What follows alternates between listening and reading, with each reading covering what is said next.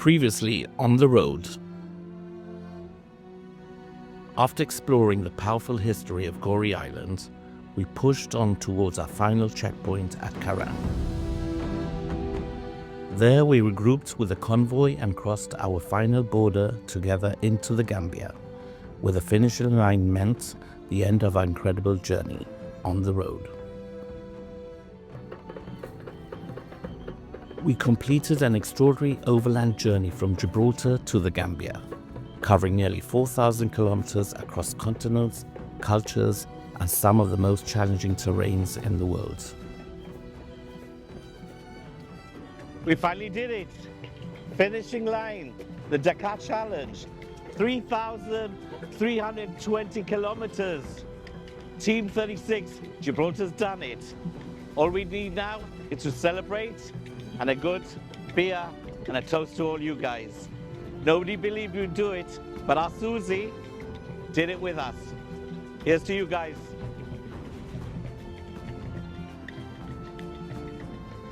I so needed that.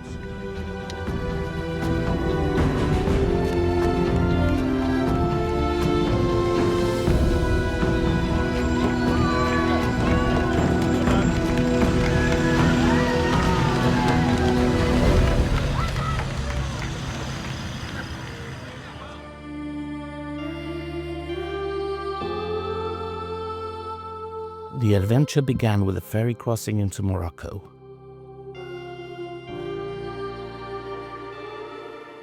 Leading us through the Rif Mountains, the ancient cities of Fez and Casablanca, and down the Atlantic coast towards the vast open landscapes of Western Sahara.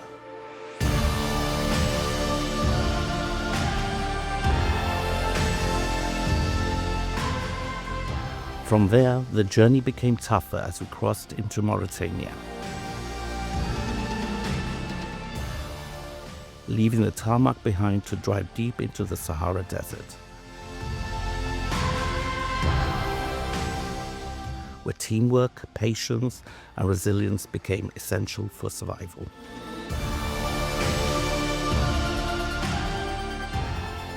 After days in the sand, we reached Senegal, where the scenery transformed into lush greenery, vibrant cities, and rich culture, from the colonial charm of St. Louis to the powerful history of Gorée Island. The final stage took us across our last border into the Gambia, crossing the Gambia River before reaching the finishing line, together with teams from around the world. What began as a road trip became something far greater, a story of adventure, friendship, endurance, and discovery. The road reminded us that the journey was as much about people and stories as it was about distance.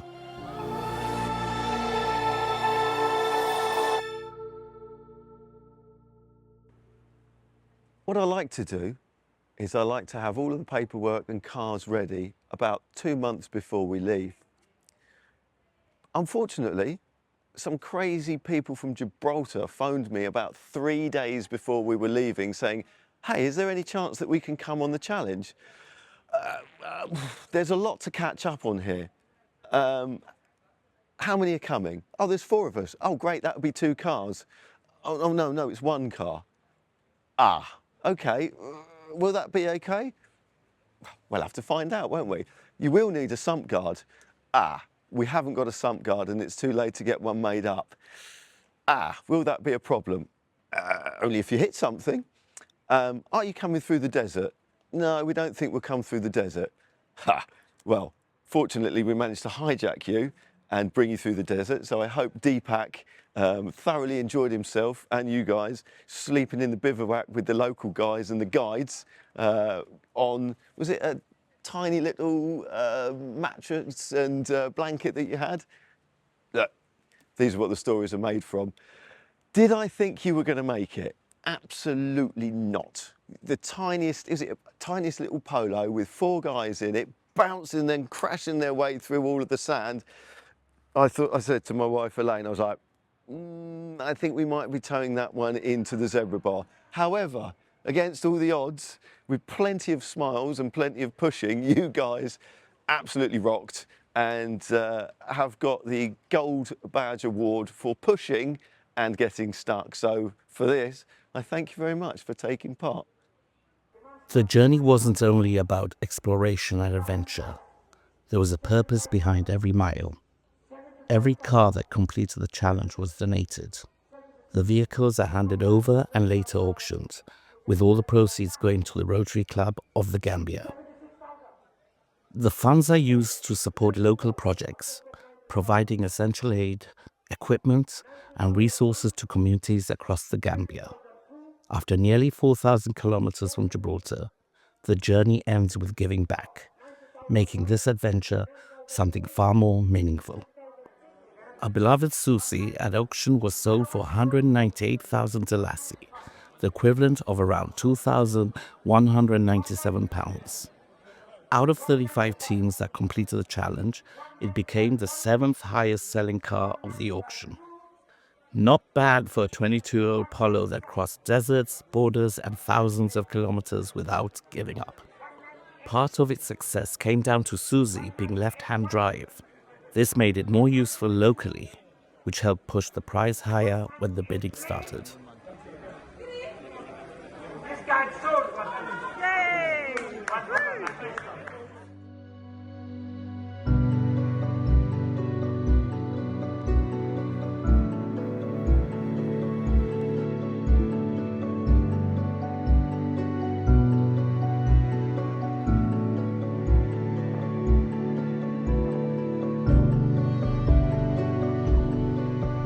On the road!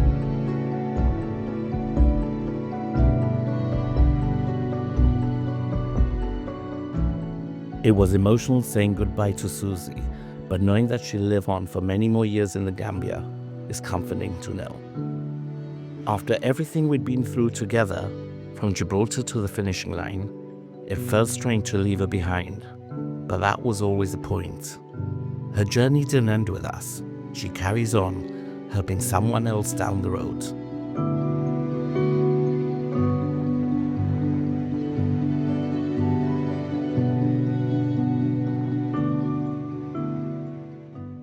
In total, an incredible £54,663 was raised at auction from all the cars that completed the challenge. Every vehicle that made the journey became part of something bigger. All proceeds were donated to the Rotary Club of the Gambia, supporting local projects and good causes across the country, from community initiatives to essential supplies for those who needed them most. The giving didn't stop at the auction. Aside from the cars, the teams donated much of what we had traveled with. Blankets, pillows, and bed sheets were given to a local boys' orphanage in the Gambia, making sure that even the smallest comforts found a new home. All tools and car equipment were donated to Crab Island Technical School, a vocational center where young people learn practical skills such as mechanics, plumbing, and construction, skills that can shape their future and open new opportunities. Clothes, food, and utensils left behind by the teams were also handed over to the Horai Academy, supporting both the school and the orphanage it runs. It's in these moments that the true meaning of the journey becomes clear. Hearing firsthand how the journey impacts local communities gives the challenge a deeper meaning, a partnership, a shared effort, and a reminder that adventure can also be an act of generosity. We had the privilege of speaking with Samuel Minyan Job, Assistant District Governor of the Rotary Club of the Gambia. Today we're joined with Samuel Minyan Job, the coordinator of the Banjul Challenge. Tell me a little bit more how you joined forces with the Dakar Challenge. Now the Dakar Challenge has been coming to the Gambia for over 20 years. It's a fantastic initiative to bring the cars into Gambia, and sell them off at auctions, and the proceeds will go to support various local initiatives. How do you choose the umbrella of charities or who to donate, or Okay. is it like a preference who needs more, who needs less, or is it just divided between, let's say, for example, 10 charities? All right. So Plymouth Banjul is well structured. It has a board, and the board consists of senior Rotarians. We tend to support Rotary clubs. So when a club has a project, they will write to the Plymouth Banjul board and apply for sponsorship of that project. So based on need, we will review, these applications, and then we will decide on who needs it most, and then we will then dispense. And I know there's quite a few charities. Can you highlight on a few? yes, in fact, it's not a few, it's many that we dealt with. And that is a charity that is very dear to the Plymouth Banjul and Dakar Challenge. It's called the Crab Island Technical and Vocational Training Center. And what he's trying to do here is he is trying to discourage young children, young boys and girls going to Europe through the back way. So what he's done is he created a skill center for them where he will teach them in the areas of mechanical engineering, electrical engineering, construction, and various other disciplines. In that way, he is upskilling these kids and give them the skill to go out there and apply for jobs and get gainful employment. This will discourage them from going to Europe to find, like become economic migrants. In that way, they can work in country and help their families in country and pay tax in country. So that's a fantastic initiative there. So, Samuel, would you like to say anything else? Oh, I'm glad you said that. I was waiting for you to ask that question. Yes, I do. I'm pleased you mentioned that there are Rotary clubs in Gibraltar. And I am hoping that when you go back, or they will see this interview, and some of them will venture on this challenge, because what we really need is left-hand drive cars. And left-hand drive cars, fetch more money in the Gambia than right-hand drive cars, and that will help our charity a lot. Well, All right. ¿qué te digo? Gibraltar, ya sabe. You've got to take the challenge next year, because that's what we need over here. Just a little help goes a long way. Thank you very much, Samuel. Thank you. Pleasure. Thank you very much. Thank you.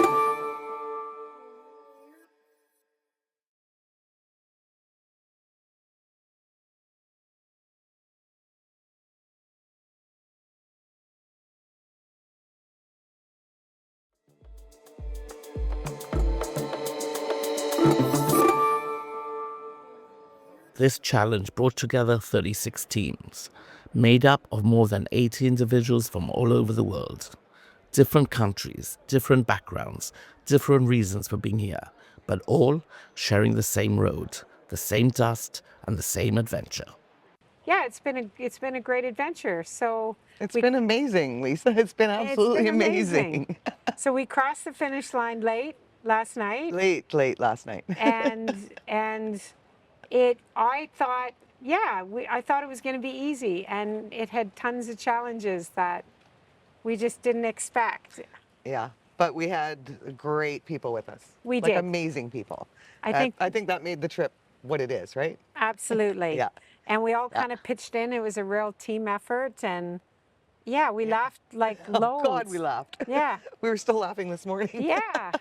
I thought that, because I had lived overseas and worked internationally, that it was going to be easy, like the borders and the waiting, and it was much, much harder than I had anticipated. So those were kind of the hard times, but as soon as we got together at the end of the evening and, shared a laugh and had a beer, it kind of melted away. So, You forget all the hard stuff and just remember the fun stuff. yeah, right? and the nearly dying stuff. And the nearly dying. the My nearly fault. dying stuff. My fault.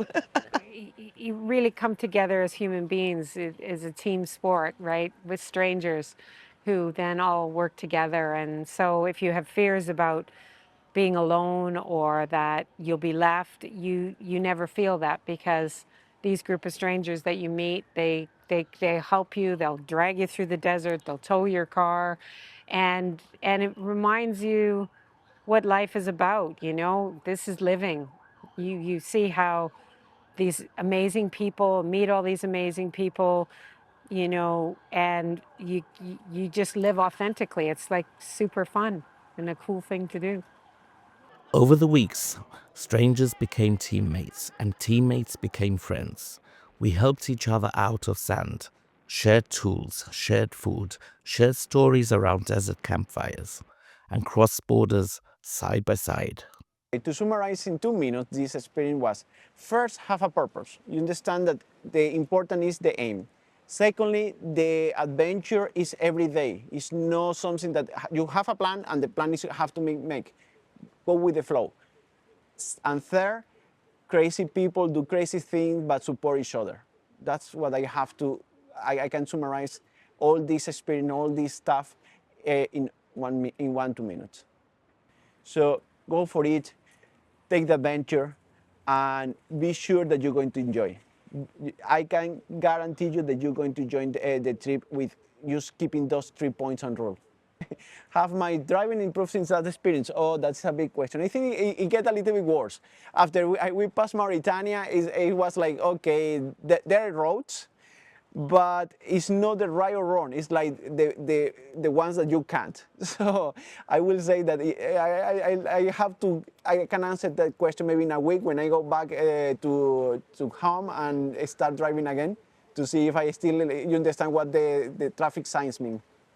Some friendships were formed in the toughest moments, when cars broke down, when the heat was relentless, or when the road felt endless.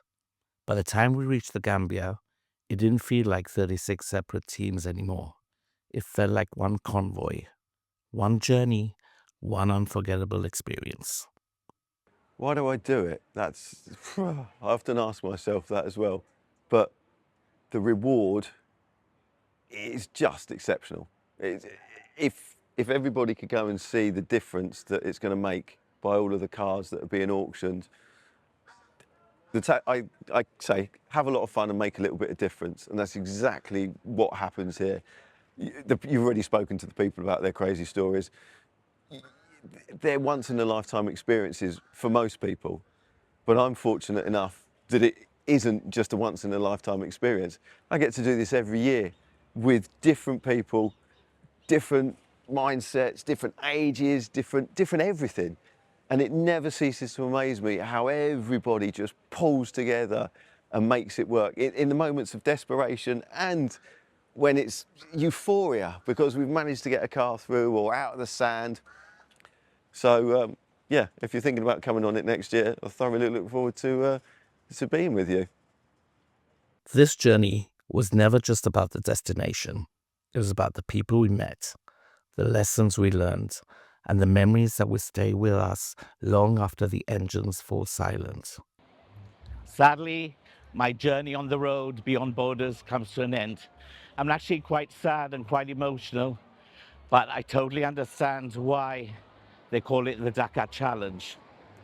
The challenge is not only about the adventure and the cause we have at the very end of our challenge, giving the car donated to charity.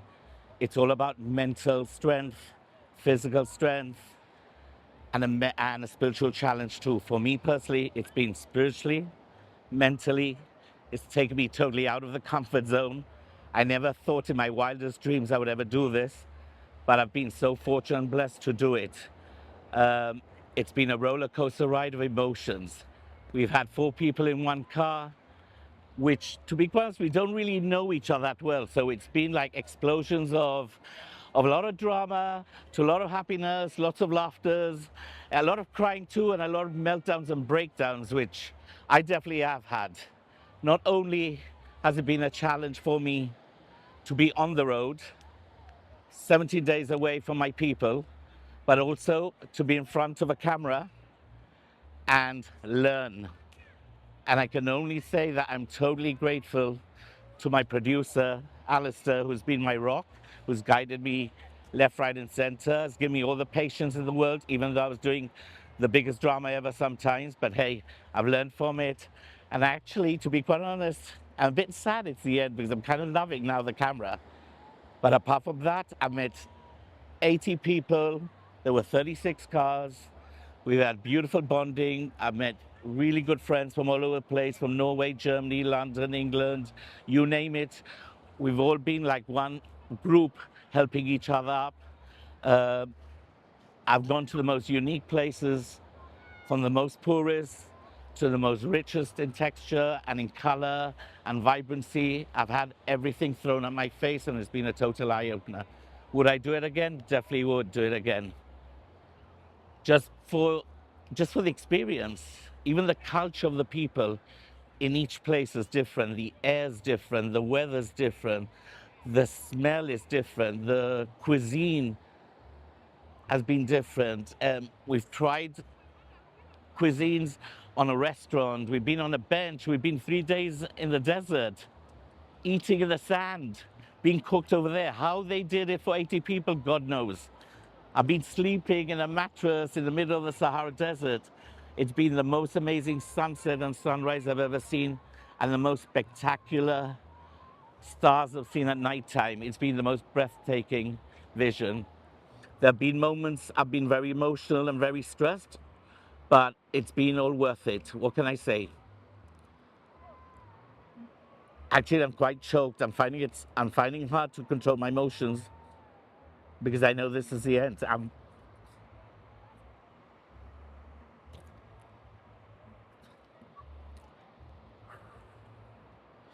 The producer told me to breathe always. I met 4 people, fantastic people, that are taking my heart. And this journey has not only been personal, it's been therapeutic, it's been a healing, it's been a growth in me, it's been challenges that I thought I would never do. I've taken obstacles, I've faced obstacles that have broken down and surprised myself with my strength mentally, physically, psychologically, and spiritually. What can I say? Thank you for this opportunity. And I just hope you enjoy on the road. And I hope I can convince everybody in Gibraltar and whoever sees this program to take a leap of faith, take a chance, give it all. Who cares? Jump in like I did, with your eyes open, with your arms embraced, and embrace everything, the bad, the good, the ugly, because that's all we're going to take in life. That is all we're going to take in life. This journey is going to be an experience for a lifetime, the most memorable one, with the people I was around and everybody else who was around me apart from my team. 36 cars all traveling through the sand dunes to Morocco, through Africa, learning the languages, the color, the dances, showing everybody how to do the chaya chaya, or doing the poppe in Africa. I mean, who would have thought I would be doing that? Honestly, take it. Don't even think twice about it. Go for it. The only saddest bit is, and there is a very sad bit apart from the emotional side of it, is we've had to leave Susie behind. Susie has been our star. She's a 22-year-old banger who's driven us all the way from Gibraltar all the way to Africa in the Gambia. And now today we had to tell her goodbye. It's quite sad, but we're giving her to a new family, and I hope she carries on living and giving that family that she gave us a lot of happiness, a lot of protection. So like I said, motto, don't think about it. Embrace life. We only live once.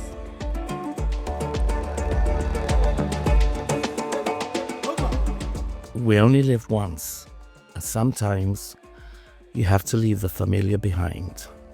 Take the long road, the difficult road, the road that asks more of you than you have expected to give.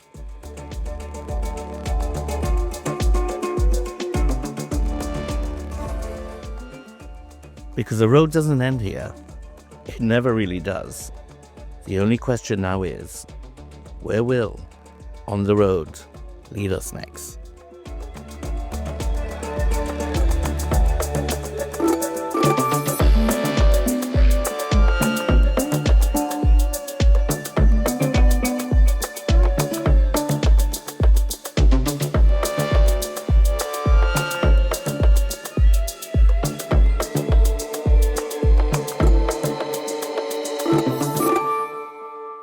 The Dakar Challenge takes place every January.